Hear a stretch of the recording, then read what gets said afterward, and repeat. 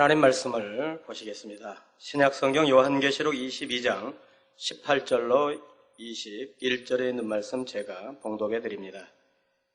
내가 이 책의 예언의 말씀을 듣는 각인에게 증거하노니 만일 누구든지 이것들을 외에 더하면 하나님이 이 책에 기록된 재앙들을 그에게 더하실 터이요, 만일 누구든지 이 책의 예언의 말씀에서 제하여 버리면 하나님이 이 책에 기록된 생명나무와 및 거룩한 성의 참여함을 제하여 버리시리라.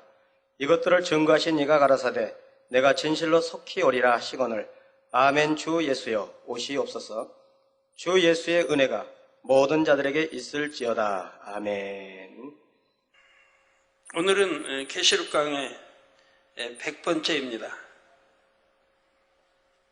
사랑하는 성도 여러분, 또한 미국, 캐나다, 멕시코, 과테말라, 온두라스, 엘살바도르, 니카라과, 코스타리카, 파나마, 베네수엘라, 콜롬비아, 에콰도르, 페루, 브라질, 볼리비아, 우루과이, 아르헨티나, 칠레, 일본, 몽골, 중국, 대만, 태국, 베트남, 필리핀, 말레이시아, 인도네시아, 네팔, 인도, 스리랑카, 파키스탄, 카자흐스탄, 이스라엘, 팔레스타인, 이집트, 수단, 에티오피아, 케냐, 우간다, 르완다, 부룬디, 탄자니아, 콩고, 가봉, 앙골라, 보츠와나, 스와질랜드, 남아프리카 공화국, 부르키나파소, 나이베리아, 코트디부아르, 가나, 나이지리아, 영국, 아일랜드, 프랑스, 벨기에, 네덜란드, 독일, 이탈리아, 그리스, 러시아, 스웨덴, 에스토니아, 벨로루시, 우크라이나, 다케스탄 등 전 세계 및 전국의 8천여 개 지교회 성도 여러분, 지성전 성도 여러분, 전 세계 인터넷을 통해 예배 드리는 모든 성도 여러분, GCN 시청자 여러분, 만민TV 시청자 여러분, 지난 시간에 마치지 못한 17절 후반절 말씀을 먼저 증거하고 오늘 본문으로 들어가겠습니다. 17절 후반절에 듣는 자도 오라 할 것이요, 목마른 자도 올 것이요, 또 원하는 자는 값없이 생명수를 받으라 하셨습니다. 여기서 듣는 자란 복음을 듣는 자이지요. 그런데 하나님의 말씀을 귀로만 듣고 끝나서는 안 됩니다.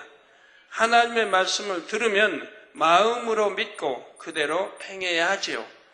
그래야 구원받을 수 있고 더 나아가 새 예루살렘에도 들어갈 수가 있습니다. 로마서 2장 13절에 하나님 앞에서는 율법을 듣는 자가 의인이 아니요 오직 율법을 행하는 자라야 의롭다 하심을 얻으리니 했지요. 하나님 앞에서 의롭다 하심을 얻은 자라야 천국에 들어갈 자격을 얻습니다. 예수님의 보혈의 공로를 믿을 때 믿음으로 의롭다 하심을 얻을 수 있지요. 그리고 믿음의 장성한 분량에 이른 사람, 곧 참으로 의롭고 거룩하게 변화된 사람이라야 새 예루살렘까지 들어갈 수 있는 것입니다. 다음으로 목마른 자는 의에 대해 진리에 대해 줄이고 목마른 사람입니다. 요한 4장에 나오는 사마리아 여인은 남편이 5이나 있었지만 지금 함께 사는 사람도 남편이 아니라 했지요. 그렇게 남편이 많이 바뀌었다면 이 여인의 인생이 얼마나 힘들었겠습니까? 고달프고 힘든 삶을 인내하며 어찌하든 만족을 찾아보려 했지만 지금 있는 남편도 여인에게 참 남편은 아니라 했지요. 진정으로 충만함과 기쁨을 줄 사람을 이 땅에서는 찾을 수가 없었다는 말입니다. 얼마나 공고했겠으며 얼마나 갈급했겠는지요. 날마다 우물가에 나와 물을 길어도 다음 날이면 또다시 나와야 하는 것처럼 끊임없이 줄이고 목마른 것입니다. 이 사마리아 여인처럼 사람들은 스스로 해결할 수 없는 갈급함을 채우고자 육적인 것을 취하고 또 취해봅니다. 그러나 육을 아무리 취해도 그 마음의 진정한 해결은 되지를 않습니다. 오히려 짠 바닷물을 마시는 것처럼 육을 취할수록 갈급함은 더해가지요. 이럴 때는 육을 취하는 것이 아니라 영적인 생수를 찾아야 합니다. 곧 하나님의 말씀만이 생명수이고 줄이고 목마른 자를 만족시킬 수가 있지요. 요한복음 4장 14절에 내가 주는 물을 먹는 자는 영원히 목마르지 아니하리니 나의 주는 물은 그 속에서 영생하도록 솟아나는 샘물이 되리라 하셨습니다. 이 자리에 계신 여러분은 이런 진리를 체험한 분들입니다. 주님을 만나고 성령을 받았을 때 그 마음의 생명수가 채워지는 것을 느꼈지요. 목마름이 해결되고 희열이 넘쳤습니다. 이렇게 거듭나는 기쁨을 맛본 사람들은 이제 변화된 삶을 삽니다. 하나님의 말씀을 듣고 열심히 행해 나가지요. 그 갈급함을 채워주시는 하나님의 말씀이 너무 좋아서 부지런히 배우고 변화되어 갑니다. 이렇게 변화된 삶을 사는 사람들은 날마다 성령의 충만함 속에 영원히 솟아나는 생수를 공급받게 되지요. 사랑하는 성도 여러분, 이처럼 영생을 사모하며 의에 갈급한 사람은 누구라도 값없이 생명수를 받을 수가 있습니다. 로마서 3장 23절 24절에 모든 사람이 죄를 범하였음에 하나님의 영광에 이르지 못하더니, 즉 죄를 범하였기 때문에 하나님의 영광에 이르지 못한다. 죄를 범하지 않으면 하나님의 영광에 이룰 수 있단 말이죠. 영광에 이르지 못하더니 그리스도 예수 안에 있는 구속으로 말미암아 하나님의 은혜로 값없이 의롭다 하심을 얻은 자 되었느니라 했습니다. 그래서 하나님이 이렇게 예수를 구세주로 영접하여 기도와 말씀으로 거룩해지는 사람들을 의롭다고 하시는데, 저기 참 많은 교회들이 기도 대표교회 할 때 보면 이 죄인의 기도를 들어주시고 이 죄인자가 왜 그렇게 많이 들어가는지요. 죄를 짓고 사니까 그렇죠. 하나님 믿는 사람들은 죄를 짓고 사는 게 아니에요. 죄를 버리는 거예요. 그리고 하나님 의롭다 하심을 받아야 되고, 그래서 마음으로 믿어 의에 이르고, 로마서 10장 10절에도 마음으로 믿는 사람들은 하나님이 하라 하신 대로 하기 때문에 버리라는 거 버리고 죄와 악을 버리기 때문에 의로워지는 거예요. 여러분 신앙생활하고 말씀은 늘 듣고, 아무리 듣고 안다 해도 내가 마음에 행치 않으면, 의로워지지 않으면, 마음에 할례하지 않으면, 악을 버리지 않으면 소용이 없는 거예요. 우리 성도님들 그래서 그렇게 진리를 오래 들어도 죄종이든 내종이든 장로님들, 권사님들이든 마찬가지입니다. 마음에 할례하지 않냐고 신앙생활 하는 사람들이 많이 있거든요. 이건 소용이 없다 이 말이에요. 죽정에 불과하다 이 말이에요. 내가 알곡이 되어가야지. 죽정이 신앙생활하면 아니 된다 이 말입니다. 그래서 마음에 아직도 간음기가 있고 욕심이 있고 교만하고 악을 가지고 있고 시기하고 질투하고 판단하고 정죄하고 도적질을 할 마음이 있고, 말이 안 되는 거죠. 왜 아직도 이런 것을 버리지 못하는 건지. 신앙생활 한 1년쯤 하면 다 버렸어야 되는데 왜 5년이 되고 10년이 되고 15년이 돼도 이런 거 하나 버리지 못하는 것인지. 하나님 말씀은 들어 알면서도 행치 아니하기 때문에 그런 것이라 이 말입니다. 많은 세월만 지금 버리고 있는 거예요. 우리가 죄사함을 받고 구원받은 것은 우리의 노력으로 인한 것이 아닙니다. 오직 하나님의 은혜이지요. 예수님께서 십자가에 달려 죽으신 것도 성령을 보내주신 것도 우리가 잘한 것이 있어서가 아닙니다. 아무런 대가 없이 구원의 길이 열렸고 주의 이름을 믿기만 하면 구원받지요. 물론 값없이 구원을 받는다고는 하지만 한번 성령을 받았다고 해서 무조건 천국에 갈 수 있는 것은 아닙니다. 오늘날 이해를 잘못 알고 있는 사람들이 많거든요. 무조건 믿으면 구원 받는다고 하니까 나도 믿으니까 구원 받았구나라고 생각한다 이 말입니다. 이 믿음이란 개념을 잘 모르고 있다 이 말입니다. 그냥 믿습니다 하면 그게 믿음이 아니라 이 말입니다. 믿음의 개념을 안다고 하면 그런 말을 못하지요. 물론 믿으면 구원받습니다. 그런데 이 믿는다고 하는 것이 무엇이냐 이 말이에요. 참 믿음이 무엇이냐 이 말이에요. 이거를 알지 못하고 신앙생활을 하는 사람들이 너무 많이 있다 이 말이에요. 물론 여러분들은 진리를 너무 잘 알기 때문에 그렇지 않지요. 믿음이라는 게 뭔지를 잘 압니다만 알지 못하고 신앙생활을 하는 사람들이 많아요. 듣고 지식으로만 알고 믿습니다 하는 사람들이 많이 있다 이 말입니다. 행치 아니한 믿음은 죽은 믿음이라고 했는데 이런 죽은 믿음을 가지고 신앙생활을 하는 사람들이 많이 있습니다. 그리고 착각하고 있는 거예요. 내가 구원받았다고. 그래 하나님이 함께 하신 역사는 아무것도 따르지 않지 않습니까? 믿습니다 해서 응답이 오나요? 믿습니다 하면 응답이 와야 되는 것인데 성경 분명히 수없이 약속하고 있지 않습니까? 믿고 간구한 것은 응답받은 줄 믿으라. 구하라 찾으라 두드리라. 그럼 다 주신다 했고 곳곳에 기록하고 있다 이 말입니다. 그래서 값없이 구원을 받는다고는 하지만 한 번 성령을 받았다고 해서 무조건 천국에 갈 수 있는 것은 아닙니다.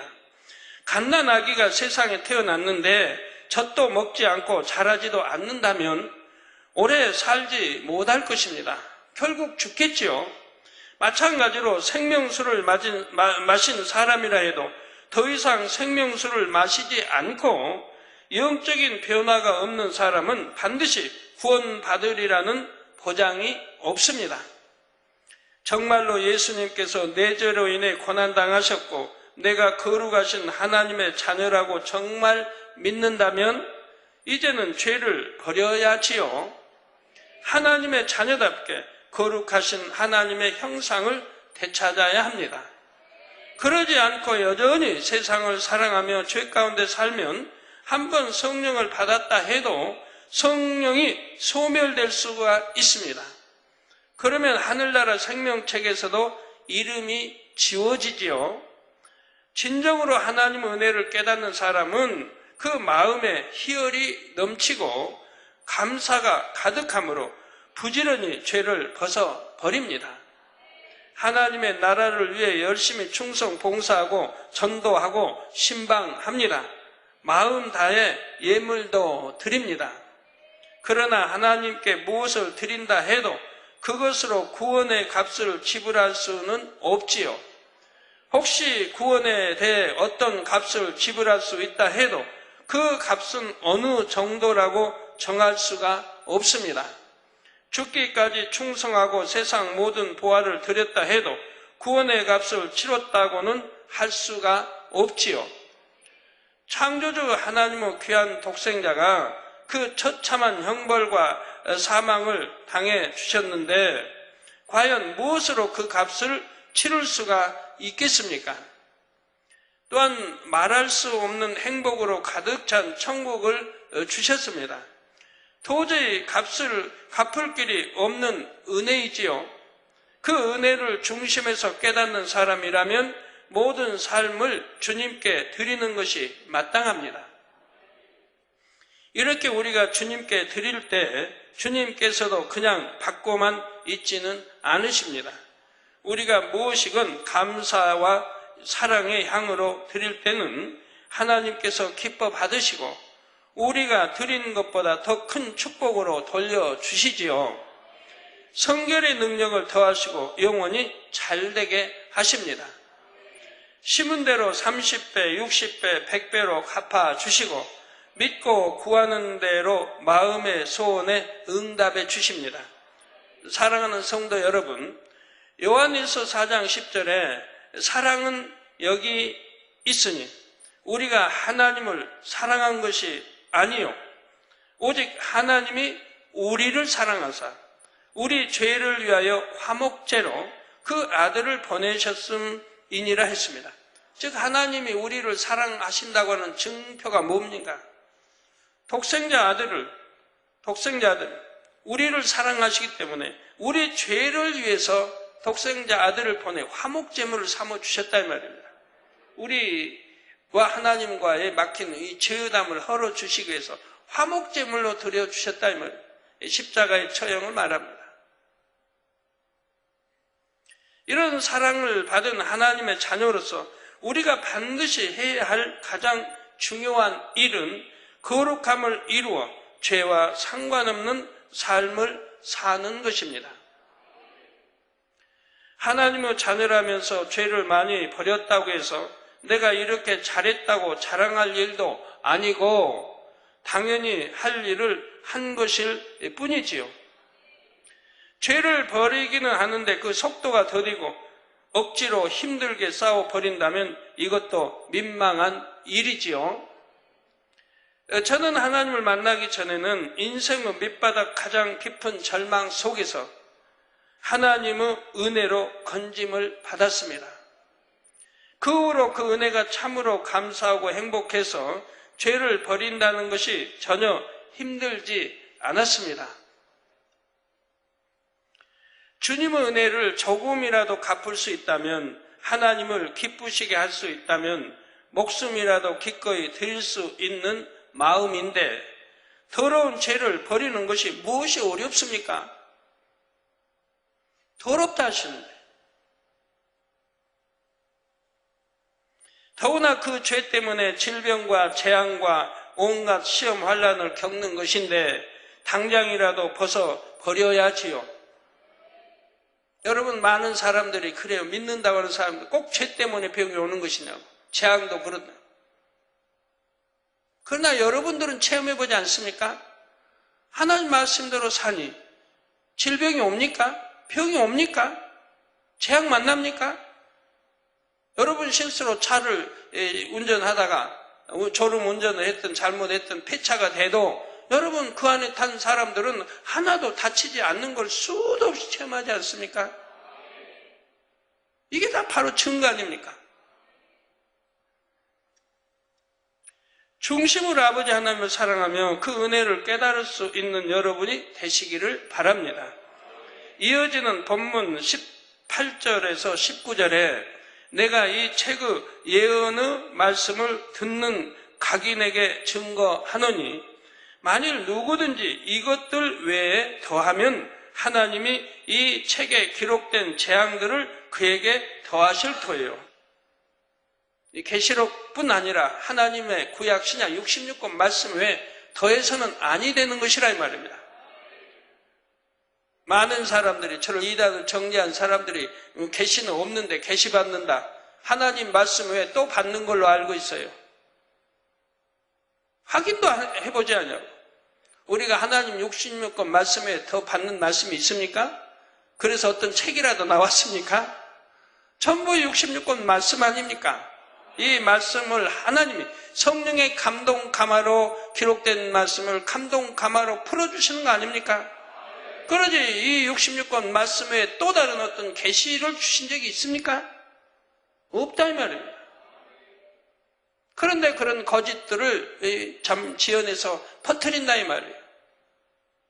마치 하나님 말씀 외에 다른 것이 저번에도 신문에 어디 나온 것도 있었지 않습니까?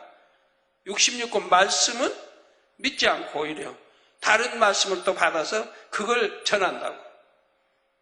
우리처럼 66권 말씀 온전히 믿는 분들이 어디 있어요? 저는 처음부터 지금까지 66권 말씀 한 1점이라 의심해 본 일이 없고 그대로 믿었습니다. 누가 뭐라고 해도 저는 그대로 믿었어요. 여호수아가 해와 달을 멈췄다면 그대로 믿었고 홍해를 갈랐다면 그대로 믿었고 그대로 100% 다 믿어졌어요. 그래서 그대로 증거했고요. 그런데도 그런 거짓말들을 버텨서 지금도 하고 있는 사람들을 저번 언제도 여러분 보지 않았습니까? 뉴스에도 그런 거짓말을 하고 신문에도 그런 거짓말이 나오고 물론 신문은 저희 가 말함으로 취소했습니다만 그렇게 거짓말들을 한다 이 말이에요. 바로 만일 누구든지 이것들에 더하면 하나님이 이 책에 기록된 재앙들을 그에게 더하실 터예요. 만일 누구든지 이 책의 예언의 말씀에서 제하여 버리면 하나님이 이 책에 기록된 생명나무와 및 거룩한 성의 참여함을 제하여 버리시리라 했습니다. 근데 이렇게 이 말씀에 있는 것을 참 제하여 버린 사람들이 많이 있지 않습니까? 부르짖어 기도하라면은 성경은 구약 신약 수없이 부르짖어 기도하라 했는데 부르짖어 꼭 기도해야 되느냐? 잠잠히 기도해야지. 초신자라 부르짖어 기도하지. 초신자가 아닌 사람 묵상으로 기도해도 하나님이 귀가 못 들으시냐 이런 식으로 말한다. 하나님이 부르짖어 기도하라면 부르짖어 기도하면 될 터인데 또 방언을 한다고 잘못됐다. 이러니 하나님 말씀대로 이렇게 제하여 버린다 이 말입니다. 있는 그대로 믿어야 할 텐데. 그리고 왜 부르짖어 기도하라고 했는지 그 뜻을 알아야 할 텐데. 우리 하나님은 우리의 중심을 보십니다. 중심을 다 아세요. 그러나 천사까지도 우리 중심을 안다고 성경에 기록된 것이 있습니까? 그러면 우리가 기도하든 뭐하든 성경에 보면 하늘나라에도 각 개인에게 천사가 다 있다 이 말입니다. 믿든 믿지 않든 누구에게나 천사가 있어 우리의 일거수일투족을 다 기록한다 이 말입니다. 한마디 뱉은 것도 땅에 떨어지지 않고 기록을 한다 이 말입니다. 또 이 땅에도 믿는 자들에게는 천사들이 있다 이 말입니다. 하나씩 천사가 있어 지켜준다고 히브리서도 나와 있지 않습니까? 그럼 이 천사가 우리 말을 기록할 때 입 밖에 말이 나와야 그걸 기록할 수 있지 않습니까? 우리 중심을 천사가 아는 게 아니라 이 말이에요. 하나님은 아시지만 천사는 알지 못한다 이 말이에요. 그런데 성경에도 우리 일거수일투족 우리를 보는 천사가 있는데 이들이 기록하려면 어찌해야 되겠습니까? 우리가 부르짖어 기도해야 그 기도를 받아서 천사장에 올리고 천사장은 하나님 보좌에 금의 항로에 담게 되는 것이라 이 말이에요. 그래서 소리내어 부르짖어 기도해야 하는 것이라 이 말입니다.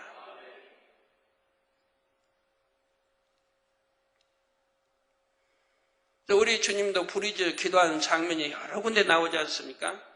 운명하실 때도 아버지여 부르짖어 내 영혼을 받으옵소서. 나사로가 죽어 장사된지 나흘이 되어 썩은 냄새가 납니다. 이미 죽어서 썩은 냄새가 나요. 알아들을 수 있습니까? 그런데도 우리 주님은 나사로야 나오느라고 큰 소리로 기도하신 것을 볼 수 있지 않습니까? 큰 소리로. 왜 그럴까요? 다 그렇게 이유가 있는 것이라 이 말이에요. 스데반 집사도 돌에 맞아 죽어가면서 주여 다 이 영혼을 받으시라고 하잖아요. 저들을 용서해 주시라고 부르짖어 큰 소리로 기도하잖아요. 어디나 선지자들이나 제자나 사도 바울이나 부르짖어 기도하는 장면이 나오고 우리 주님도 겟세마네 동산에서 땀방울이 핏방울에도 힘쓰고 애써 기도하시는 장면이 나오지 않습니까? 이렇게 성경에 있는 것을 채버린다 이 말입니다. 꼭 부르짖어 기도해야 되냐? 누가 이렇게 시키겠습니까? 하나님은 부르짖어 기도하라고 수도 없이 구약 신약에 말씀하고 있는데 말입니다. 하나님의 말씀은 1.1획도 더하거나 빼서는 아니 되는 것입니다. 임의로 하나님의 말씀에 더하거나 빼는 사람들은 하나님의 이름을 망령되이 일컫는 것이지요. 이들에게는 하나님께서 성경에 기록된 재앙들을 더하신다 했습니다. 또 생명나무와 거룩한 성에 참여함을 제하신다. 곧 천국에 들어갈 수 없게 하신다 했지요. 하나님의 말씀을 가르치는 직분을 가졌다면 이런 말씀을 더욱 명심해야 됩니다. 예를 들어 어떤 사람은 자신이 원하는 것을 요구하면서 나는 주의 종이니 주의 종의 말을 듣지 않으면 하나님께서 저주하신다고 위협합니다. 양떼가 두려워 떨게 만드는 것입니다. 그래서 교회를 떠나지 못하게 만드는 그런 교회가 많이 있는 걸 봐요. 여러분이 재단에서 그런 말씀 한 번이라도 들어봤습니까? 여러분 떠나면 저주가 임한다. 잘못된다. 한 말씀이라도 들어보셨나요? 자신이 하나님의 음성을 들었다면서 양떼에게 잘못된 길로 가도록 미혹하거나 강요하는 경우도 있습니다.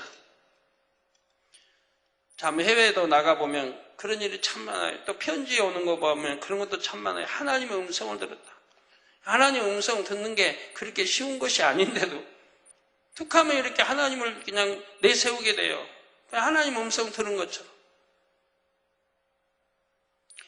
그러나 저주와 축복의 기준은 사람의 말이 아니라 하나님의 말씀에 있습니다. 주의 종에게 저주권과 축복권이 따르는 것도 온전히 하나님의 말씀대로 살고 말씀대로 가르치는 주의 종에게 해당되는 일이죠.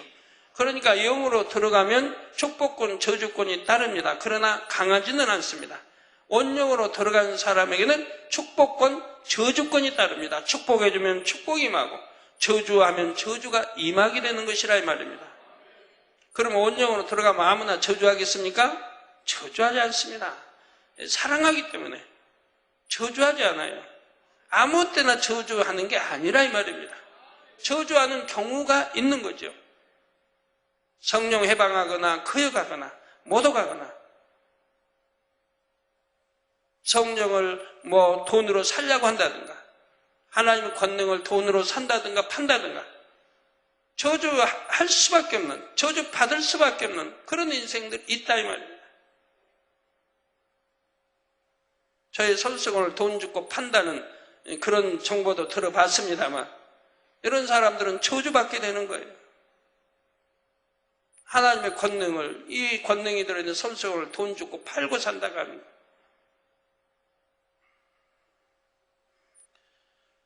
그래서 이렇게 영으로 들어가면 그래도 축복권, 저주권이 주어지는데 온영으로 들어가면 바로 크게 축복권, 저주권이 임하는 것이죠. 그러나 육의 신앙, 아직 영으로 들어가지 않은 육의 사람들은 어느 누구든 축복권, 저주권이 주어지는 게 아니라 이 말입니다. 하나님이 아무에게나 육의 사람에게 축복권, 저주권 주어진다면 영계가 얼마나 혼란해지겠고 하나님 나라가 얼마나 혼란에 빠지겠습니까? 너나 나나 없이 축복한다, 저주한다 할 텐데요. 그래서 여러분들이 이런 걸 아신다면 또 축복하는 누구에게나 머리 들고 기도해 주세요 하지 않는 것이고요. 누구나 보면 기도해 주세요. 기도 받으려고 하고.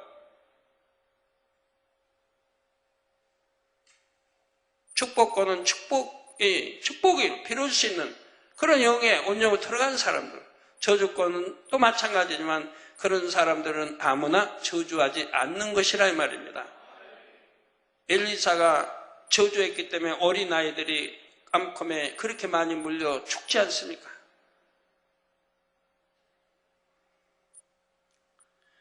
결국 성경에 기록된 하나님의 말씀에 순종하면 복이요 하나님의 말씀에 거역하고 하나님을 대적하면 재앙이 임하는 것입니다. 그래서 여러분들이 영으로 온영으로 들어간 사람들은 어린아이라 할지라도 그런 사람들은 축복권, 저주권이 있기 때문에 원수마귀 사단이 무서워 두려워 떠는 것이라 이 말입니다. 사실은 이때도 하나님께서 그를 미워하여 저주하시는 것이 아닙니다. 하나님을 대적하여 재앙이 임하는 사람들. 사람에게 재앙을 가져다 주는 것은 원수마귀 사단입니다.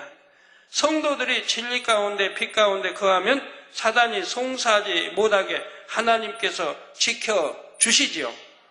하나님께 지킴받지 못하는 것은 자기 스스로 어둠 가운데 거하기 때문입니다.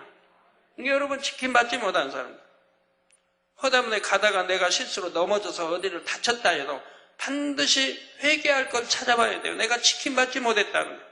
내 실수로 넘어졌지만 아버지 하나님은 우리를 지켜주신다 이 말입니다. 즉 천사를 보내 지키도록 했다 이 말입니다. 그러나 내가 지킴받지 못했다는 것은 무언가 하나님과 담이 있었기 때문에 지킴을 받지 못한다고 하는 것을 여러분들이 아시고 여러분을 살펴보시면 문제들을 찾을 수가 있는 것이라 이 말이에요. 틀림없이 문제가 있는 것이니까요. 그래서 어둠 가운데 거하기 때문인 것이라 이 말입니다. 하나님의 말씀을 빼는 것도 하나님 앞에 합당하지 않습니다. 어떤 사람들은 하나님의 말씀 중에서 자기 생각에 맞지 않는 부분은 빼거나 희석시켜서 가르치지요. 그 중에서도 가장 문제가 되는 것은 성결에 대한 부분입니다. 구원받은 하나님의 자녀들은 반드시 해야 할 일이 있습니다. 곧 죄와 악을 벗어버리고 하나님의 형상대로 거룩하게 변화되는 것이지요. 그렇지 않으면 하나님과 상관이 없습니다. 거룩하라, 성결하라, 죄를 버리라, 육체의 일을 행하면 천국에 들어갈 수 없다. 행함이 없는 믿음은 죽은 믿음이다. 이런 말씀들이 성경에 수없이 기록되어 있습니다. 그런데 얼마나 많은 사람들이 이런 말씀은 빼버리고 주님을 믿기만 하면 구원받는다고 가르칩니까? 생명책에서 그 이름을 흐린다는 말씀도 있는데 이런 말씀도 싹 빼버립니다. 성령을 소멸치 말라고 말씀도 있는데 성령을 한 번 받으면 큰 구원받는 것처럼 말합니다. 소멸될 수도 있는 것인데 생명책의 이름이 기록되었어도 내 마음에 할례하지 않으면 옷을 빨지 아니하면 즉 내 마음에 할례하지 않으면 악을 버리지 않으면 생명책에서 이름을 흐려버린다, 지워버린다고 말씀도 있는데 그런 걸 다 빼버린다 이 말입니다.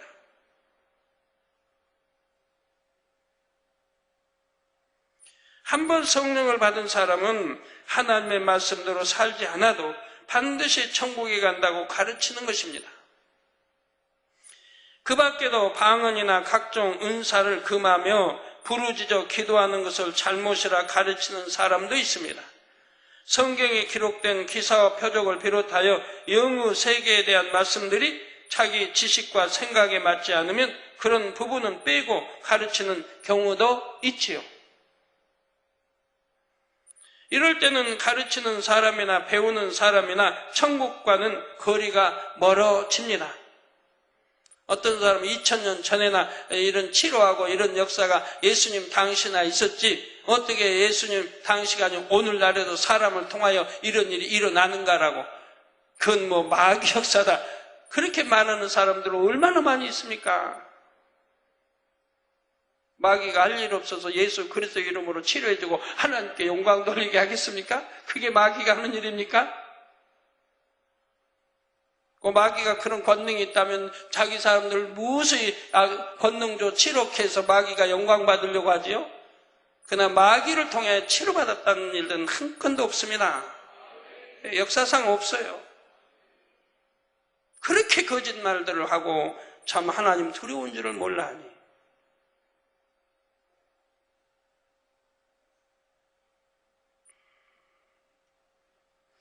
소경이 소경을 인도하는 것처럼 위태로운 상황에 처하는 것입니다. 하나님의 말씀은 곧 하나님의 마음이요 하나님 자체이십니다. 그러므로 하나님을 경외하는 사람은 결코 말씀을 더하거나 빼지를 않습니다. 더구나 성경 말씀은 영원한 생명을 결정하는 말씀입니다. 그 말씀대로 행하는가 행하지 않는가에 따라 천국과 지옥이 나누어지는 심판의 말씀이지요. 그러니 결코 사람의 생각 속에 더하거나 빼는 일이 있어서는 안 되는 것입니다. 마태복음 18장 6절에 보면 누구든지 나를 믿는 이 소자 중 하나를 실족게 하면 차라리 연자 맷돌을 그 목에 달리우고 깊은 바다에 빠뜨리우는 것이 나으니라 하신 예수님의 말씀이 나옵니다. 이런 말씀을 마음에 깊이 양식 삼는다고 하면 결코 소자 중 하나라도 실족시키는 일이 없을 것입니다. 두려워서도요. 물에 빠져 죽으면 육의 생명을 잃지만 영혼이 실족할 때는 영의 생명을 잃게 됩니다. 그러니 하나님의 말씀을 전할 때는 삼가 근신하고 주의해야 하지요. 본문 20절에 이것들을 증거하신 이가 가라사대 내가 진실로 속히 오리라 하시거늘 이것들을 증거하신 이가 가라사대 내가 진실로 속히 오리라 하시거늘 아멘 주 예수여 오시옵소서 했습니다. 아멘 주 예수여 오시옵소서. 요한계시록을 마무리 짓는 22장 안에서 주님께서는 세 차례나 속히 오리라는 말씀을 반복하십니다. 계시록 22장 7절에 보라 내가 속히 오리니 이 책의 예언의 말씀을 지키는 자가 복이 있으리라 하셨고 저희 말씀대로 사는 자가 복이 있다고 말씀하지요. 계시록 22장 12절에도 보라 내가 속히 오리니 내가 줄 상이 내게 있어 각 사람에게 그의 일한 대로 갚아주리라고 말씀하십니다. 내가 속히 오리니 이제 모든 말씀을 마치는 시점에서 주님께서는 다시 한번 내가 진실로 속히 오리라 하십니다. 주님 속히 오신다 하면은 2000년 전에도 그렇게 말씀하셨는데 몇십 년 전에도 그렇게 말씀하셨는데 속히 오신다고 하더니 아직까지도 안 오셨다고. 그러면 2000년 전에 계시록의 22장의 말씀 이렇게 3번씩이나 말씀하셨는데 이 말씀은 어떻게 해석을 하십니까? 2000년 전에도 속히 오시리라 했는데 지금은 마지막 때 살고 있는데 마지막 때 사는 증거들이 수없이 나타나고 있고 또 말씀하고 있는데 속히 오시리라면 당연히 아멘 주 예수여 어서 오시옵소서 해야 하지 않겠습니까? 믿는다고 하는 사람들은 말입니다. 죄짓고 구원 받을 자신이 없는 사람 두려워서 그 말을 안 받으려고 하겠지만 믿어 내가 천국 갈 수 있다는 사람들은 아멘 주 예수여 어서 오시옵소서라고 할 것이라 이 말입니다. 2000년 전에도 속히 오시리라 했는데 저 마지막 때 사는 지금에 속히 오신단 말이 뭐의 잘못입니까? 당연히 해야죠.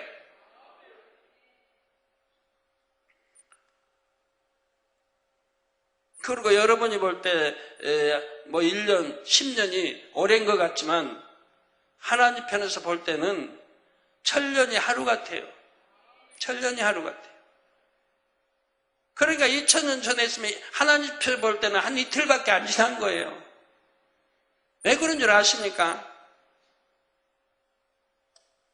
여러분이 태어나서 80, 90을 사셨다.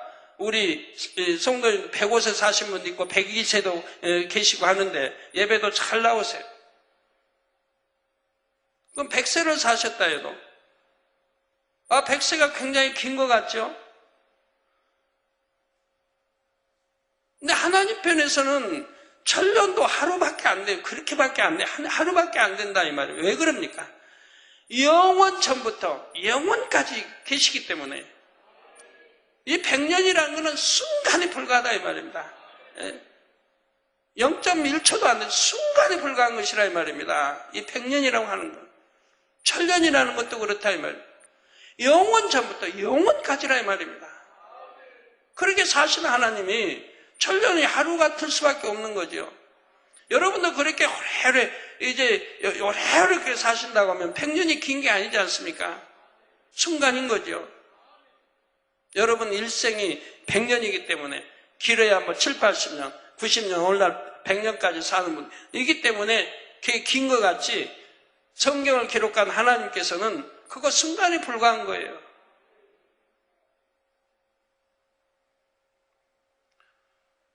저는 왜 그렇게 1년이 빨리 가는지 정말 좀 붙들어 놓고 싶어요. 왜 그렇게 하루가 빨리 가고 일주가 빨리 가고 한 달이 빨리 가는지 그 1년이 빨리 가는지 송구영신 예배 드린 지가 엊그제 같은데 벌써 또 6월이라니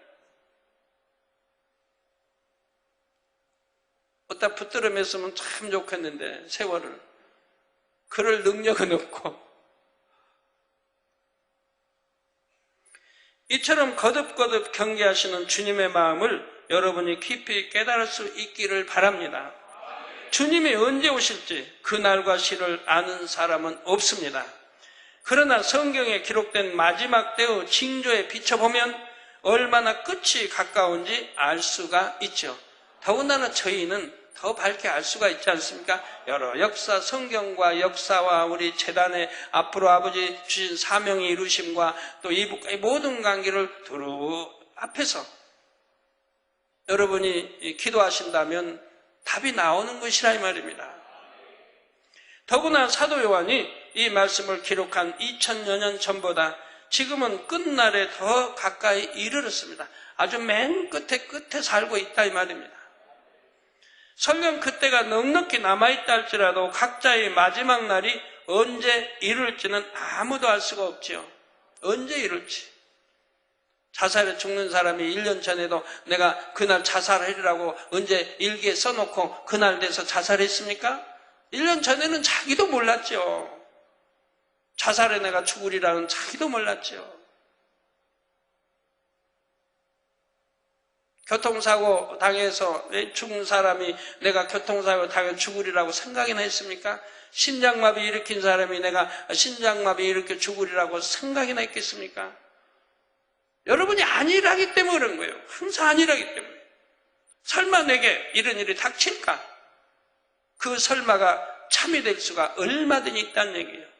내가 오늘 주님이 나를 내 영혼을 불러가신다 해도 내가 확실하게 구원받을 수 있는 믿음이 되어 있어야 되는 것이라 이 말이에요. 하나님과 죄의담을 신속히 얼어버리고 죄의담이 없도록 해야 될 것이라 이 말이에요. 그래야 못해도 3,000층 아니면 새 예루살렘에 들어갈 수 있지 않습니까? 아니면 충성하고 기도하고 열심히 했다 해도 낙원이나 1,000층, 2,000층밖에 들어가지 못한다면 그것도 다행이긴 하지만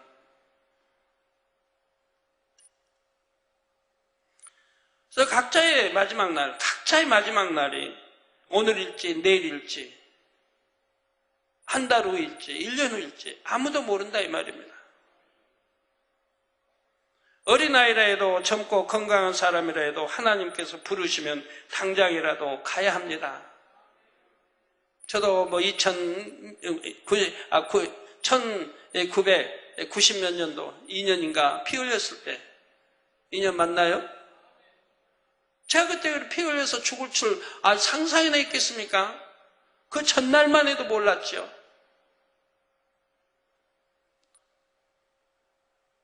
어떤 분은 저한테 그런 참 회개 편지 중에 있을 때라면 당회장님은 어쩌 피 흘리신다고 안식일 안 시켰습니까? 하는 분이 있더라고요. 그러나 이제 그거 회개한다고 편지를 보냈는데 피 흘린다고 해서 왜 안식일을 안 지킵니까? 아픈 사람도 다 나와서 예배드리는데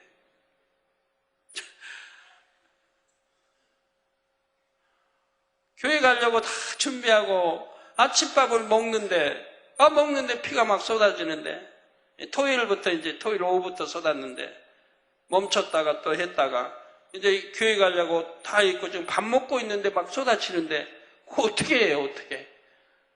피 멎도록 해야죠.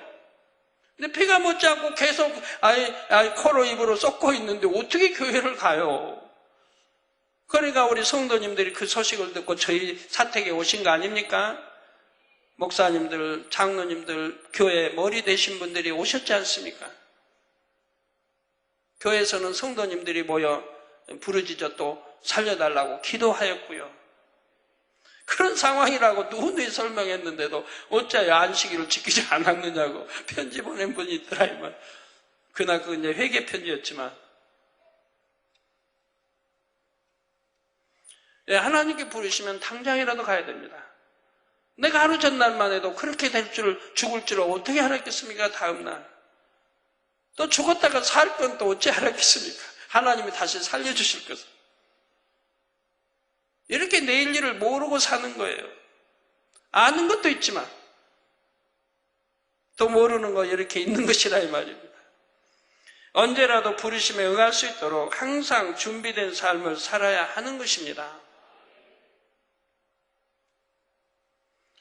이처럼 주께서 속히 오신다는 말씀을 들을 때 여러분의 마음은 어떠하십니까?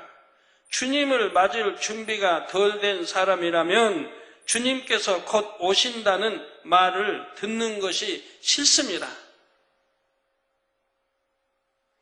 그러나 진정 믿음이 있는 사람이라면 주님께서 곧 오신다는 말을 들을 때 소망이 되고 가슴이 벅찹니다. 그 장면을 상상하면 눈물부터 나오고 그리운 주님께 무슨 말씀부터 드릴까, 어떤 모습으로 안길까 하면서 마음이 설레지요. 그래서 초대교회 당시 믿음의 선진들은 칼에 목 베이고 사자밥이 되면서도 기뻐할 수가 있었습니다. 죽는 건 순간이고 왜 두렵습니까? 저는 죽음을 두려운 사람들 보면 참 끝나고 자살을 하는 거 아니에요. 자살하면 세세토록 지옥불에서 고통받아야 되니까 세세토록 그건 큰일 날 일인 거예요. 큰일 날 일인 거예요.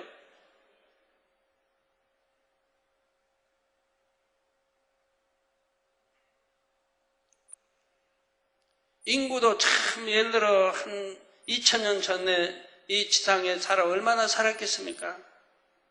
그때 인구하고 1000년 전 인구하고 500년 전 인구하고 100년 전 인구하고 오늘날 인구하고 엄청 많지 않습니까? 오늘날은. 그런데 귀신의 수는 어떨까요? 귀신의 수도 엄청 불어났을 거 아닙니까? 옛날 한 몇천 년 전보다 인구가 지금은 그만큼 불어나고 귀신도 그만큼 불어나고. 왜 불어나겠습니까? 자살에 죽는 사람들이 자꾸 옛날부터 많이 생겼으니까. 그러니까 귀신도 불어날 수밖에 없는 거지요.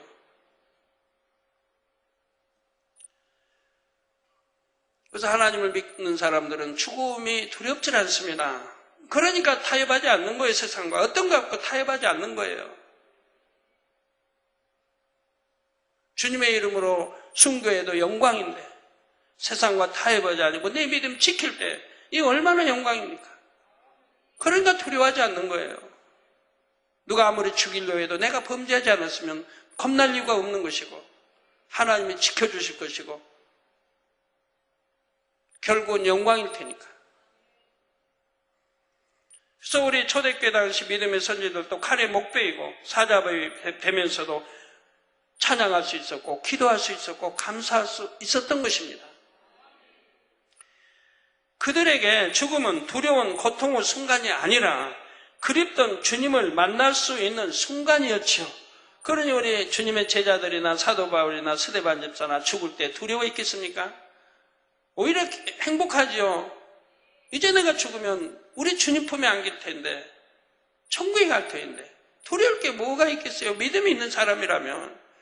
믿음이 없기 때문에 두렵고 그냥 해서 세상에 의존하고 그냥 어찌하든 더 살아보려고 인간 생사복이 하나님께 있는데 하나님께 맡겨드리면 너무 편할 걸 가지고 그러지 않는다 이 말이에요. 기도는 천지 만물을 창조하시고 모든 역사를 주관하시고 인간의 생사복을 주관하시는 아버지 하나님 기도는 잘해요. 그러면서도 내 생명이 이도가 어떻게 하면 하나님께 맡겨드리지 못하고 또 세상에 의존하고 두려워하고 불안해하는 걸 봐요. 왜 만군의와 하나님께 못 맡겨드립니까? 죽이고 살리는 권세가 하나님께 있는데 내가 믿음이 없다는 증거가 되는 거죠.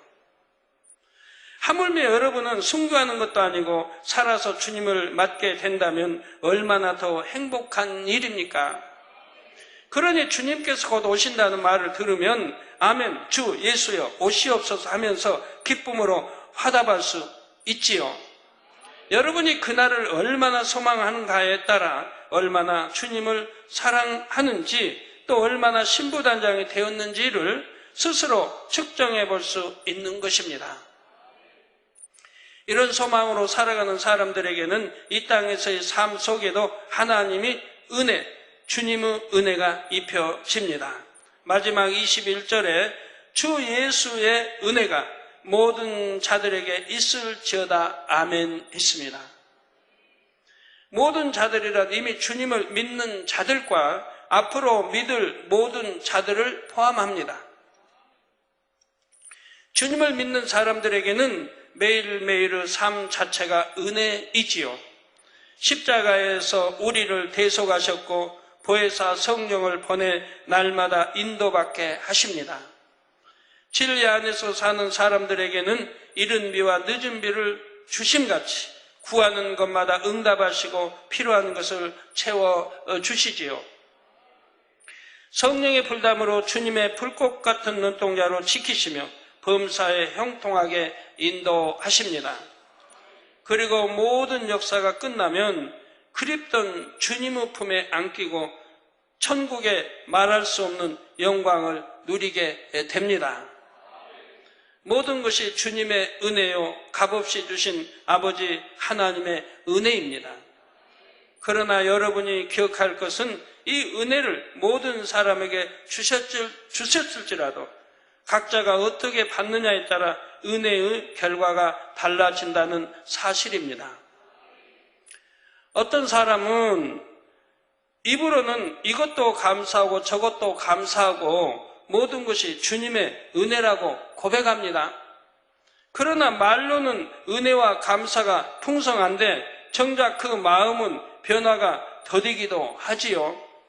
감사할 줄도 모르고 은혜도 모르는 사람보다는 낫지만 정말로 그 은혜에 감사한다면 그 은혜를 통해 변화되는 것이 더욱 중요합니다. 말로만이 아니라 열매를 내어야 하는 것입니다. 말씀을 듣다가 깊은 진리를 깨우쳤다 하거나 나의 근본의 문제는 바로 이것이었구나 하고 기뻐하는 사람도 있습니다. 아버지 하나님의 사랑을 깨달을 때는 내가 이러한 사랑을 받았으니 내 생명 다해 은혜를 갚겠습니다 하고 눈물로 고백하는 사람도 있습니다. 저는 해외에서 그런 편지를 참 많이 받습니다. 매주가. 감사하다고 생명 다해 충성하겠다는 해외에서 온 편지들이 그런 편지 참 많이 있어요. 또 제가 꿈에 나타나서 참 뭘 주기도 하고 어떤 분은 동전 같은 걸 내가 꿈에 나다 줬는데 꿈 깨고 나니까 자기 뭐 치질이 그냥 오래된 치질이 깨끗이 치료가 되는가 하며 제가 동전을 쥐고 있으면서 기도를 해줬는데 꿈에 하여튼 별 재밌는 감정이 많이 들어오죠. 내 생명 다의 은혜를 갚겠습니다 하고 눈물로 고백하는 사람도 있습니다. 이제 길이 보입니다. 속히 영으로 들어갈 수 있을 것 같습니다. 이렇게 고백하기도 합니다. 그러나 세월이 지나면서 지켜보면 그 뜨거웠던 마음이 식어 있기도 하고 무덤덤해져서 은혜를 잘 받지 못하기도 하지요. 이처럼 은혜를 받고 쏟아버리기를 반복해서는 안 됩니다. 낭떠러지게 매달린 사람이 밧줄을 필사적으로 잡는 것처럼 그 은혜를 꼭 붙잡아야 합니다. 놓치지 않으려고 애를 써야 한다 이 말입니다. 밧줄을 놓치면 낭떠에 떨어져서 즉사할 수도 있고 죽게 되는데 그러면 그 밧줄을 놓치지 않으려고 끝까지 붙들고 있지 않겠습니까? 우리도 은혜를 잃지 않으려고 이렇게 매달려야 한다 이 말입니다. 그런데 은혜 잃어버린 일을 얼마나 쉽게 하고 있습니까?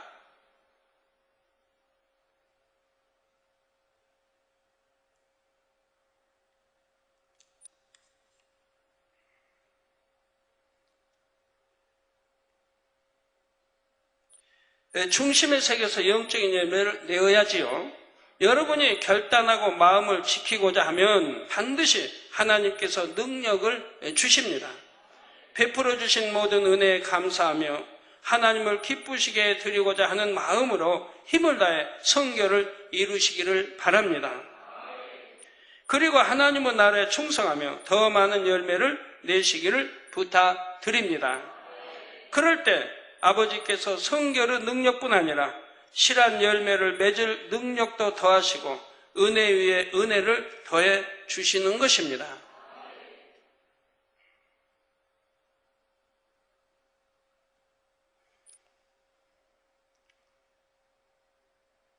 참 가끔이라기보다 꽤 그런 분들이 많은데요. 한 주에도 몇 명씩 되니까. 당 회장님, 저에게 성령의 감동감과 충만함으로 입혀주세요. 그렇게 기도해 주세요. 이런 분들은 그동안 설교를 안 들었다는 얘기죠. 한 귀로 듣고 흘러버렸고요. 어떻게 하면 성령의 감동감과 충만함을 입는지 최근에도 설명해 드렸는데도 여전히 그렇게 기도 요청을 하신다 이 말이에요. 내가 성령의 감동감과 충만함을 여러분들에게 줄 수 있습니까? 하나님께서는 주실 수 있나요? 못 주십니다. 왜? 공의에 의해서 주시기 때문에. 공의에 의해서 주시기 때문에. 우리가 죄를 버릴 때, 악을 버릴 때 내가 성령의 감동감과 충만함이 온다고 오늘 가르쳐 드리지 않습니까? 이게 버리는 만큼 온다 이 말입니다. 하나님 은혜가 오고 믿음이 오고 성령의 충만함으로 입혀지는 것이라 이 말입니다. 죄의담이 없어야, 죄의담이 있으면 충만함이 없다 이 말입니다. 오히려 마음속에 불안과 염려와 근심과 공고함만 있다 이 말이에요. 이게 충만함이 올 수가 없는 거예요. 하나님과 죄의담이 없고 그리고 부르짖어 기도할 때 말씀대로 충성함 행할 때 내게 은혜가 넘치고 믿음이 자라고 성령의 감동함과 충만을 입는다 이 말입니다. 이게 내가 여러분 성령의 감동함과 충만을 입으셔야 한다고 입는 게 아니라 여러분이 악을 버릴 때, 비질을 버릴 때, 죄를 버릴 때 버려가는 만큼 충만함이 입혀지는 것이라고 누누이 가르쳐드려도 그러진 않냐고 그냥 충만하게 기도해 주세요. 버리면 된다는데, 행하면 된다는데 다 공의에 의해서 되어지는 것이기 때문에 공의를 무시하고 여러분에게 그런 게 입혀진다면 그럼 우리 성도님들 충만하지 않을 분 어디 있어요? 다 일렬로 서가지고 그냥 하루 종일 내가 기도해드리면 되죠. 성령의 감동감아 충만을 입으라고. 그건 공의에 맞는 게 아니라 이 말입니다. 공의는 내가 죄를 벗어야 하고 내가 악을 벗어야 되고 비진리를 벗겨내야 하는 것이라 이 말입니다. 그래야 내게 그만큼 은혜가 오고 믿음이 자라고 충만함을 입을 수 있는 것이라 이 말입니다. 결론을 말씀드립니다. 사랑하는 성도 여러분, 이제 2년 8개월 동안 100편에 걸쳐 증거한 요한계시록 강의를 마무리합니다. 2006년도 10월 13일부터 2009년 6월 12일까지 마지막 때의 비밀한 말씀을 풀어주시고 말씀을 통해 믿음과 소망을 주신 하나님께 모든 감사와 영광을 돌립니다. 아버지 감사합니다.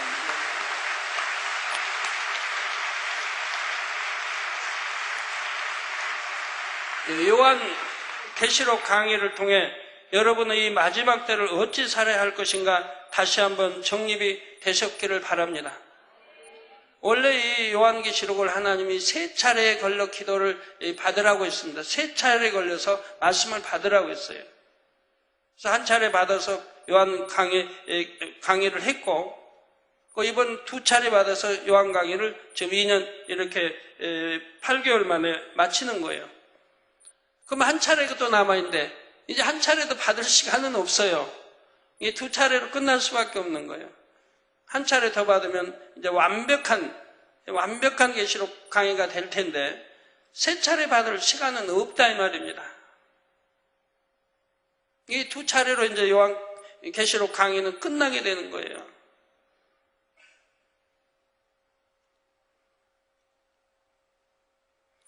혹이라도 여러분 중에 7년 환난과 짐승의 표, 심판과 지옥 등의 말씀이 두렵고 힘들게 느껴지는 분은 없으셨는지요? 하나님께서 이런 말씀을 주시는 까닭은 겁을 주거나 힘들게 하시려는 것이 아닙니다. 모든 사람이 듣고 영적인 잠에서 깨어나 천국에 이르게 하시려는 사랑의 표현이지요. 원수마귀 사단의 밥이 되어 지옥 가지 않게 하시려는 하나님의 사랑인 것이라 이 말입니다. 어찌하든 여러분을 더 좋은 천국에 들이시고자 애틋한 마음으로 이런 말씀을 주시는 것입니다. 마지막 때가 될수록 육과 영은 점점 더 양극화되고 흑과 백이 뚜렷하게 나눠집니다. 세상을 쫓는 사람들과 진리를 쫓는 사람들은 점점 뚜렷하게 구분이 되지요. 아무리 교회에 다닌다 해도 깨어있지 않으면 세상 사람과 다름없이 방탕한 정욕과 죄악에 물들게 됩니다. 여러분은 결코 이런 통제에 물들어서는 안 됩니다. 깨어 기도하며 더욱 근신하여 진리 가운데 거해야 합니다.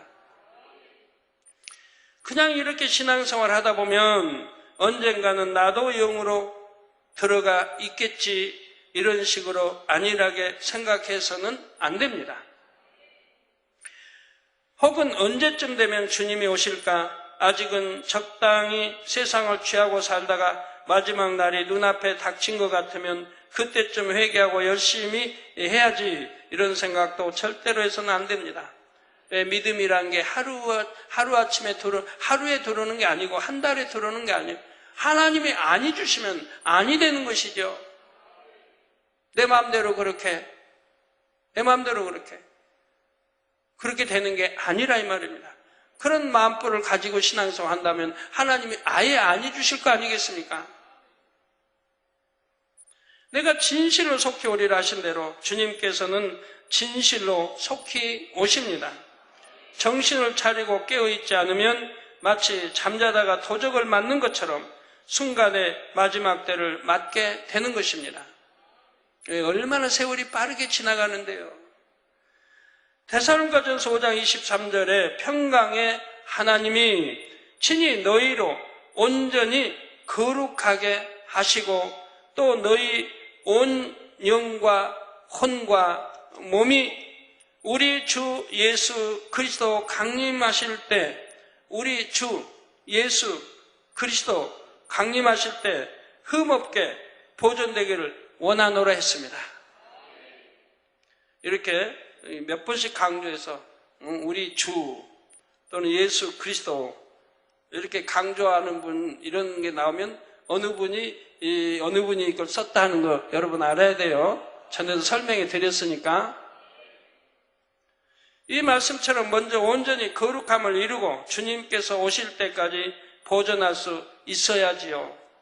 날마다 여러분에게 주어진 시간을 감사하며 부지런히 마음의 두루마기를 빨아서 하루라도 빨리 성결을 이루어야 합니다. 그리고 주님을 다시 만날 때까지 성결의 능력과 권능으로 멋지게 하나님의 나라를 이뤄 나가야지요.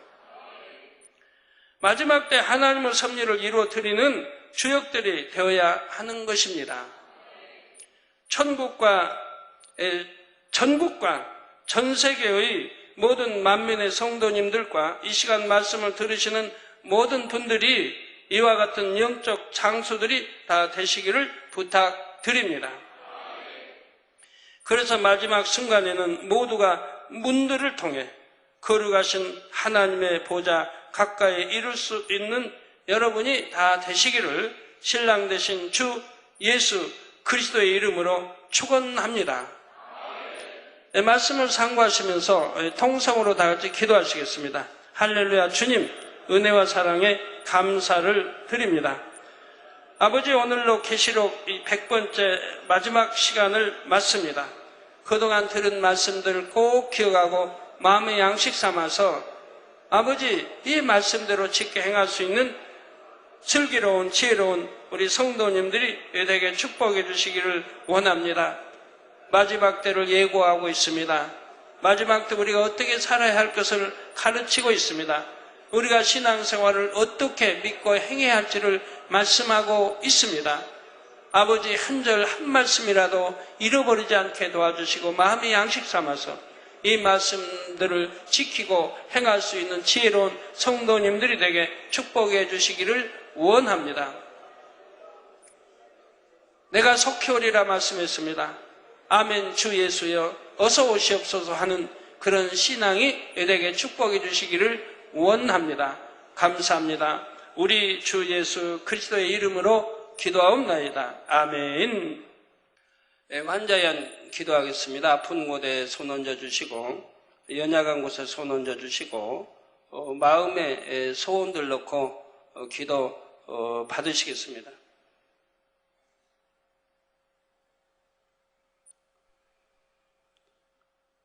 할렐루야. 전능하신 사랑의 아버지 하나님, 이 시간 기도받는 모든 하나님의 자녀들 위해 안수하여 주옵소서.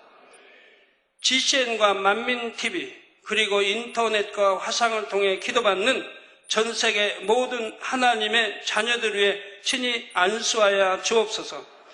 전 세계 어느 곳에서든지 이 시간 믿음으로 기도받는 모든 하나님의 자녀들 위해 시공을 초월하여 역사하여 주옵소서. 믿어지는 믿음을 주옵시고 모든 부정적인 생각과 의심의 세력을 물리쳐 주옵소서. 모든 시험 환난도 물리쳐 주옵소서. 머리 끝부터 발끝까지 오장육부 뼈 마디마디 온몸의 신경과 조직과 세포에 이르기까지 아픈 곳마다 성령의 불로 태우시고 근본의 빛으로 역사하여 주옵소서. 예수 그리스도의 이름으로 명하노니 원수마귀 사단아, 모든 질병균 연약함아 물러가라. 빛이여 임하라.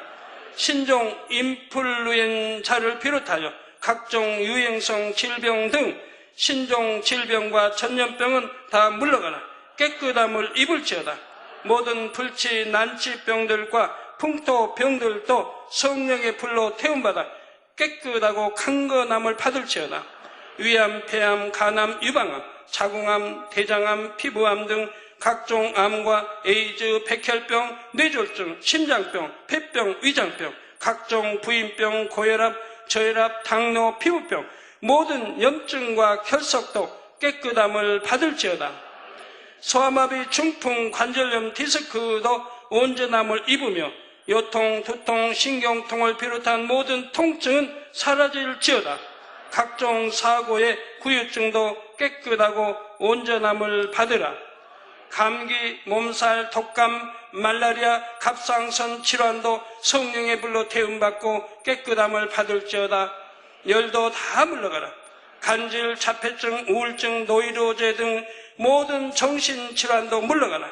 마음에서 어둠이 물러가고 빛이 임하라. 마음의 기쁨과 평안이 임할지어다. 아버지 하나님, 창조의 최상의 권능으로 역사하사 연약한 것마다 온전케 하여 주옵소서. 모든 마비된 것도 풀어지고 앉은 뱅이는 걷고 뛸지어다. 잘 안 보이는 눈은 잘 보이라. 잘 안 들리는 귀는 잘 들릴지어다. 소경은 눈을 뜨고 기머거리는 들으며 벙어리는 말할지어다. 잉태하지 못하는 자에게 잉태의 축복을 주시고 부러진 뼈도 붙여주시며 화상 입은 것도 온전케 하여 주옵소서. 마약을 비롯하여 각종 약물과 독극물에 중독된 것도 성령의 불로 태워 깨끗하게 하여 주옵소서. 죽은 자가 살아나며 죽은 신경과 세포가 살아나게 하옵소서. 모든 어둠이 물러가며 모든 악기도 떠나도록 하여 주옵소서. 예수 그리스도의 이름으로 명하노니 원수 마귀 사단아, 하늘 공중 곳에 잡은 악의 영들아 물러가라. 그의 사자들도 물러갈지니라. 이 땅의 악한 영, 더러운 영, 거짓되고 간사한 영, 이간질하고 미혹하는 모든 어둠들은 물러가라. 모든 흉악의 결박을 풀고 어둠아 물러가라. 빛이 임하라. 아버지 하나님, 영육간에 강건케 축복하여 주옵소서. 부르짖어 기도할 수 있는 능력을 주시고 죄를 버리고 성결될 수 있는 능력을 주옵소서. 영혼이 잘됨같이 범사에 잘되게 하시고 마음의 소원, 강구와 기도에 응답하여 주옵소서. 믿음, 소망, 사랑이 더하게 하시며 가정의 복음화도 이루어 주옵소서. 한 주간도 모든 사고와 재앙으로부터 지켜주시고 불통이 없는 형통한 삶을 살 수 있도록 축복해 주옵소서.